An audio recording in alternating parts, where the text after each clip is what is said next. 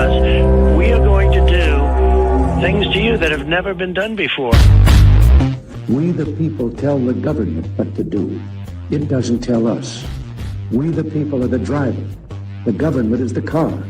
And we decide where it should go and by what route to do. We the people are free. And I hope we have once again reminded people that man is not free unless government is limited.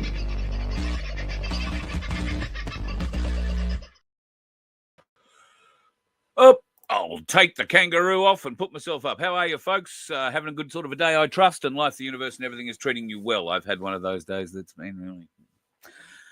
Well, we nearly didn't have a show at all. I've been trying to get a different computer up and running in a different area, and I thought I had it, and then it turned out I didn't have it at all. Wasn't even close. So that's why this notification came out a bit late. I've been struggling for the last 2 hours trying to get an old computer working. So anyway, shit happens. A bit of a slow one tonight, I'm sad to say, because, or a bit of a short one, not so necessarily slow, but a bit of a short one. Guru has invited me on Stop the Rot tonight, so he's having Tim Dwyer on. I dare say the conversation will form partly around what Tim got up to on Wednesday night, and I have spoken to Tim. Wednesday night's meeting went very, very well, so it'll be interesting to hear well, what comes out of it. And so, yeah, Stop the Rot tonight at 7 o'clock. I think Guru's show fires up, so we will be there then. Surprises everywhere, Sunflower. What can I say? On Red Alert was first in the house tonight. Nice to have you, mate. Thanks, Tony, for giving me the tip. The fat finger disease got me, and I buggered up the VOF channel when I set up the room anyway. So anybody who was watching and waiting for VOF to get a notification only got it about 30 seconds before I hit the go button. So apologies for that one. And who else is in the room? The lovely Sunflower, of course. Paul, how are you, mate? I hope you are well. I like your comments when you drop things in on the YouTube channel, mate. It's very good. Bookmarking, I'm saving to watch later. I really appreciate it. G'day, Pete. Hope you are well. Mr. Bill's in the house, back again. And Chaos, of course. Crucial lever, $35. Yeah, right. So the US dollar is a very interesting place for us to start, given that we are just about to break $56 for silver. It's at the moment $55.73. Now, if you were watching the chat that we had the other day with Chris Tipper from Ainsley Bullion, the price then was down around 51.5, I think. So it's gone up a bit over $2 in 2 days. Most of that, I've got to say, happened last night. A lot of it jumped last night. In fact, I want to say it's jumped more than that. I could be wrong. I think it was closer to $51. So I want to say that's been a pretty hefty jump in the last few days. And what's happened in the world in the last few days to make this sort of thing happen? Jump in the market. When silver has jumped $2, gold has only jumped 20. Usually that's a whole different ratio. But the gold-silver ratio, we've been following that through Ainsley Bullion now for some time, and that is the number you want to watch. You can get it at ainsleyBullion.com.au. It's along the ticker at the top. And it's basically gold/silver is what it says. That is the gold-silver ratio. How many ounces of gold or how many ounces of silver to buy an ounce of gold? At the moment, you're looking at 92.95. Now, that number has been well over 100, 102, 105 in just the very recent past. So it's interesting to see it's dropped 8-9% since last time I saw it, or 9 points rather, not percent. So yeah, 92.95 at the moment. Watch that come down. It has been in the 80s before. Not all that long ago, and I suspect it might go there again. If not now, then certainly at some stage in the near future. Now, if you're also haven't caught up, I uploaded a video that I filmed with Ainsley last week. Two wonderful guys from Ainsley Bullion who, if you've ever been in the store, you've probably dealt with them, Ant and Matt. Now, these guys are the collectibles fellas from Ainsley. While Ainsley don't do collectibles as such, I mean, they don't so much sell the collectible coins. These guys do collect them fairly solidly, and they're always on the lookout for nice collectible stuff that comes through Ainsley, and it does come through from time to time. And of course, then they are able to on-sell that once it comes through. So if you want to learn a little bit about the collectible side of gold and silver, I commend you go and have a look at the VOF channel and have a look at the last video that I put up, which is Ainsley Bullion, the collectibles edition, episode number 2. Check it out. And if you have any questions that you would like to ask of the guys at Ainsley Bullion, send them to me. We're going to sit down and have another chat with them in the near future. I was due to talk with Michael from Ainsley Bullion today too, but I figured I'd be bashing you a bit too hard. I've had three different things this week with Ainsley, so we'll leave Michael till next week. And the market is doing some very interesting things. Don't forget, of course, I think I am the only person in the country that offers you a bit of a discount. I might be wrong, but if you buy through me, you can go to ainsleyBullion.com.au, and if you leave your or my name in your notes section there, if you're making an order, or you leave Voice of Freedom, you'll get a little discount off your buy. Now, it is only a little discount, but if you're buying a lot, it means you can buy a bit more, which is useful. And of course, self-managed super funds, as always, if that's a business that you don't know much about and you're currently using Big Super, get out! It's the easiest advice I can give you. And Cass and the crew from Freedom Financial Solutions can help you do that very quickly. Get into a self-managed super fund and take control of your wealth, whether that be property or into bullion. And of course, Ainsley Bullion will be very happy to help you out with all of that sort of stuff. Belinda's in the house. I didn't see your name there before. Failure of fear. Good to have you, dude. Appreciate that. I like that. Maria, I've got to lift my eyes up so I can see what's going on. G'day, Paul, Ads, Cunning, Donna, the lovely Donna, Andrew. Oh, there's a few in there. G'day, Kobe, Kobe Wiggle. I'm babysitting a Kobe at the moment. He's currently chewing the pillows on my bed. Really fun. G'day, Vince. Thank you for putting that up, mate. Yeah, don't forget, folks, hit the like and subscribe button. It makes a big difference to our algorithm, and you don't have to turn the notifications on if you don't want to know there's a show coming. But if you have felt that you've got a bit of a benefit, a bit of a laugh, or a bit of anything out of these shows, then just clicking that like button and hitting the subscribe button helps us regain the ground that YouTube took from us a few years ago. When they began suppressing us. And we are still being suppressed, but not nearly as hard as we once were, although I suspect the VOF channel is still pretty heavily hit. So that algorithm will only break, will only change if we get everybody to hit the like button. And as many people who haven't subscribed and are watching the show maybe for the first time, and I know just in the last month or so we've picked up a heap of new subscribers. I really appreciate you coming on and subscribing. And what's more, they haven't just clicked and hit the subscribe button and disappeared and never come back. Quite a lot of these people have reached out via email and sent some lovely words. That's all I'll say. Thank you to those people who have reached out. If you get something out of what I do, then that's all I can pray for. So I'm very happy that you found us, and thank you for clicking the subscribe button and the like button, and come in and be part of the family, because our chat is renowned as one of the best family chats there is. The people that we have in this chat are simply amazing, and they grow. Their numbers grow every show. So thank you, folks, for being you. And thank you for supporting me where you can. Really do appreciate that. Let's get into some little bits of news for today. As I say, I'll be shooting off to Guru's show in the not too distant future. And I actually have some red gum on the stove at the moment, which I'm hoping will be done about 5 minutes before I've got to go on Guru's show. Meaning I might get something to eat beforehand. If not, it'll be there for afterwards. So interesting news is coming out of the US. Donald Trump and Elon Musk. Boy, have they had a bromance gone bad. If you listen to mainstream media, I urge you folks, do not believe everything you are seeing.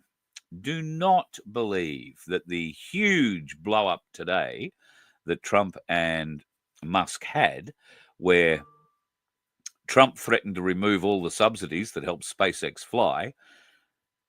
Musk went out on X and said, well, if you're going to feel like that, we'll start winding down the SpaceX Dragon capsules right now, meaning turning them off, not using them again. That would be bad because currently they're about the only reliable method they have of getting people to and from the International Space Station. Remember, Boeing tried it? Didn't work out so well. So that would mean anybody sitting in the space station would be stranded until such time as another country, another Musk comes along, builds a rocket, and go up there and go and get them. So a bit more tit for tat on Twitter between the president and Elon Musk. It blew up fairly substantially, with Musk laying out a tweet after Trump threatened to remove all the money that goes to SpaceX. Elon Musk has put a tweet out saying that the reason the Epstein files have not been released is because Donald Trump is in them.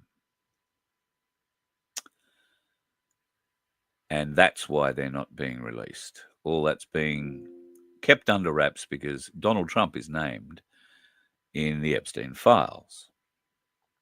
Except he's not. So why would they be doing this? Well, if they can excite the Democrats with the thought that Donald Trump is on the flight manifest of the Lolita Express to Epstein Island, then it really doesn't matter who else is on it, because the Dems will just simply run hard at Trump and publicly assassinate him. I don't mean that using a bullet. They'll use the words in the press to do it, make it completely unworkable. This would put the Democrats into a frenzy, and in fact, they are already screaming. What they don't do is much by way of research, and we've discovered that out of the Democrats for quite some time. Only late this afternoon, which probably means late last night, their time, Jeffrey Epstein's lawyer has come out and said that he was working with Epstein in the months leading up to his death and was aware of the flight list, and Donald Trump is definitely not on it, is what he says. So why would the lawyer of a dead pedophile come out and tell the truth, if you like? Because there's nothing in it for the lawyer, one way or the other. So I would tend to think that a lot of what we are seeing here is a bait to get the admittedly very stupid Democrats to start pushing for the release of the Epstein files. Because hitherto now they've been very, very much against having them released. But if they felt that Donald Trump was on there and they can keep this ploy going, especially with his best mate Elon Musk coming out and saying, "Oh, stick that up your ass, DJT. You're on the you're on the Epstein list." They wouldn't have ever been as close as they were if that were the case. So I think this is another little bit of theatre that's being played out at the moment. So just be a little wary of that. I might be wrong, might be 100% wrong. Have been before, will be again. But this one just has a strange smell to it for mine. Speaking of strange smells, the strange smell of death is permeating Ukraine. Now, it's been permeating Ukraine for quite some time, sadly. And there are Australians who have been added to the dead, a number of them. We are led to believe, although there are only, I think, 2 recognised Australians that have been killed in action for Ukraine. One has also been captured, and I think was recently given an extremely harsh sentence. Well, not harsh in Russia's terms, but he probably thinks it's pretty harsh. He'll be spending, I think it's 16 years, in what I can only assume would be one of Russia's worst prisons. Pay your money, take your chances, I guess. If you're going to go to war, you've got to be prepared to be captured as a prisoner of war. That's not a pleasant experience. You'd probably prefer to die in the war, I would have thought. But this Australian is pleading for help from the Australian government,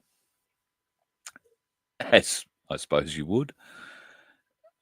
What help does he expect the Australian government, even the useless bastards that Albo looks after, what does he actually expect them to be able to do? All of them have been rounding on Russia and on Putin particularly now for 12 months, 18 months or more. All of them attacking him left and right, all of them protecting their cabal masters while trying to get the world to see Vladimir Putin and the Russian attack in what is the terrorist state of Ukraine for what it is. Now, Putin has made one statement. That is that Ukraine will regret what they have done. I think what's happening with Russia at the moment is a bit like what they used to do to us in boarding school if you'd been bad and you were going to get 6 on the arse with Roger the fan belt or Warwick the cane. They'd tell you were going to get it, but they'd let you walk around for a week or more, not telling you when you were going to get it. Because it would have, as it always is in a private boarding school, a Catholic boarding school at that, this was public flogging. A whole bunch of boys in their shorty pajamas bent over, being belted with a fan belt by a priest. Not a pleasant experience, I can tell you from experience. But, yeah. A lot of interesting things happening in the Catholic Church at the moment, too. The new Pope is making some interesting changes. Now, I'm not going to go into them because I only really started reading about them only maybe 20 minutes before we got on the air. I'm going to study it up over the weekend, but for the want of a better term, it looks like Christianity has been restored to the papal seat. Now, I realise everybody probably thinks every pope that's been till now that you can name and remember was a Christian. You would be sadly mistaken. They are Satanists and have been since the beginning of the Vatican. However, this new American, although I don't know that that's a great flag to be hanging around his neck, this new pope is making some serious changes and seems to be putting forward a much more Christian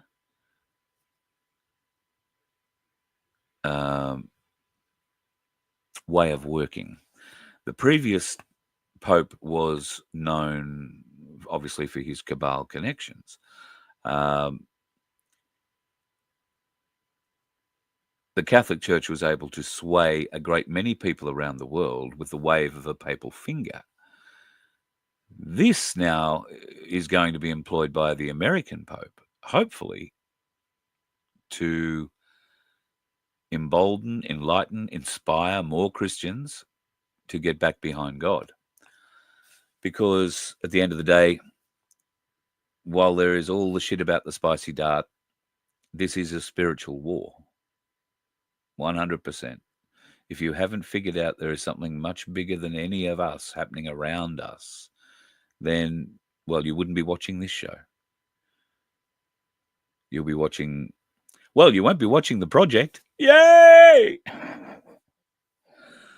Channel 10 finally ran out of money and patience with a bunch of lefty loonies who were running The Project. I'm sorry, I've changed subjects rather quickly, but I'm so pleased that The Project has gone tits up. It'll be replaced by something equally as lefty and probably as stupid. One can only hope that that filthy piece of work, Waleed Ali, is never seen on Australian television again, except for where he has a permanent job at the ABC, of course. Won't worry if he goes and stays on the ABC, because I won't ever be watching that until I get a chance to run it. So I do not play the game, and I say that, a bit facetiously, you realise. I won't be watching the Looney Left channel at all. I don't even watch it to find out what they're saying about us anymore, because I have given up completely believing that anything they say actually comes from anything factual. And I've had experience through their complaints department on a number of occasions, and I would like to think that my formal complaint to ACMA about them and their reporting process for complaints is part of the reason that that particular area is seeing a great deal of change at the moment. Whether or not it's going to see enough change, the ABC still like to self-regulate, still like to tell you they do nothing wrong, and that, well, they simply try and brainwash us into believing the bullshit that they're putting out. Oh, we are the ABC. Oh, we're very... And it's sad. Every one of the people who works for them believes the bullshit. I don't think the ones in the top echelons do, right? I don't think the people running the ABC believe the bullshit. I think they know it's not bullshit, and they are very definitely working to a different time frame and a different set of goals to what many of the employees inside the ABC would think they're working towards. However, I know quite a lot of people that work in the radio, more particularly the radio, but I do know some of the TV people, behind-the-scenes TV people. And those people are not going to do anything to upset the ABC. They're getting the best super of their lives. They're getting the best pay. They're doing the least amount of work. And if anybody comes in and tells them that they're not doing enough work, they've got an office set up just for them to go and complain, to say, hey, listen, you can't come in and tell me I'm not doing enough work.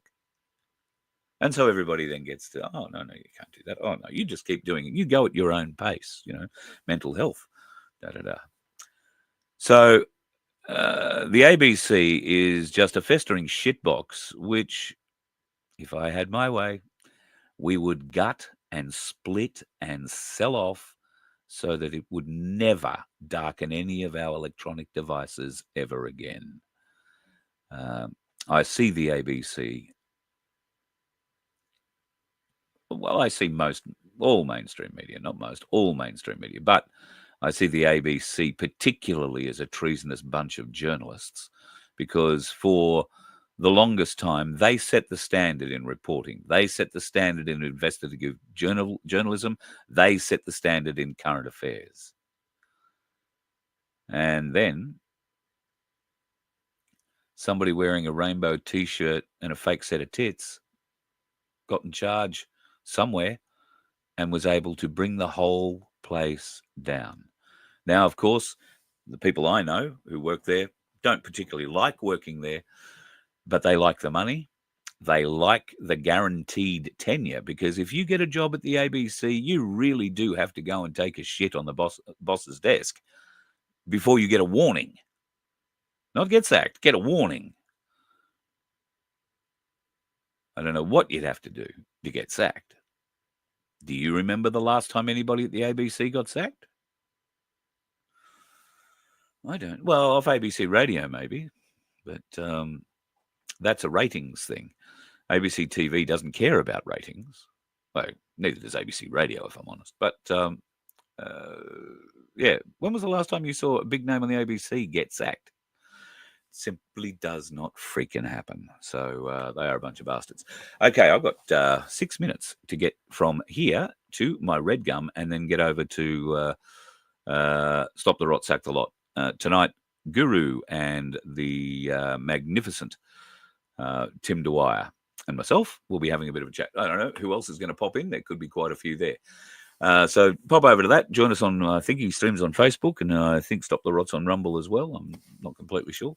It's pretty hard to watch his show while I'm in mine. But I'll see you over there in a few minutes, and maybe I'll have a mouthful of Silverside by then, or maybe I won't. Over the weekend, there are some interesting things happening around my part of the world, and if I have the opportunity, I might, using the phone, so it'll only be on the VOF channel. I believe that there is a big event happening down at Coolangatta this weekend, an event called Cooley Rocks, which is all about hot rods and rock and roll dancing. There's a chance I've got to go down that way anyway tomorrow for something. So if it's on, I might take a few photos, might do a little live from there and give you a bit of an idea of what Cooley Rocks is about. I was also earlier in the week planning to go over to Willowbank because the Winter Nats are on this weekend, and not that I'd be interested in going over there to see too much, but the pro ones, I don't mind nitro cars. So they've got top fuelers and all sorts of things there this weekend. So don't think I'm going to get there tomorrow, but I might get there Sunday. I do know a couple of top fuel guys, so if I can get close to one of those machines and we can get a little bit of video for you, well, put it this way, you're going to want to put ear protection on while you're watching it at home, all right? It's bloody loud, those top fuel cars, but they are unbelievably exciting and will change your life if you get to stand beside one while it takes off, I can tell you. You feel it from the bottom of your feet to the top of your head, and every organ in your body moves. They are staggering machines. Anyway, that's what's happening up in Queensland this weekend. There's also a bit of rain floating around, and further up north, tragically, for those people who may or may not be aware, there was a young girl who went missing out of Gin, just north of Bundaberg, a couple of weeks ago. She was on her way to Perth to go and see her boyfriend with two people in a car who took her to the airport. Sadly, those two people have been arrested today for her murder. And in the last little while or so, human remains have been found in the area that they were searching for Phoebe's body. So that's the latest news on that so far. Folks, I'm sorry to end it on that little bit of a downer, but pop over to Guru's and I'll start laughing at him shortly. Have yourself a bloody good night. We'll talk over the weekend. You let one ant stand up to us, then they all might stand up. Those puny little ants outnumber us 100 to 1. And if they ever figure that out, there goes our way of life. It's not about food. It's about keeping those ants in line. That's why we're going back. Does anybody else want to stay? Let's rock!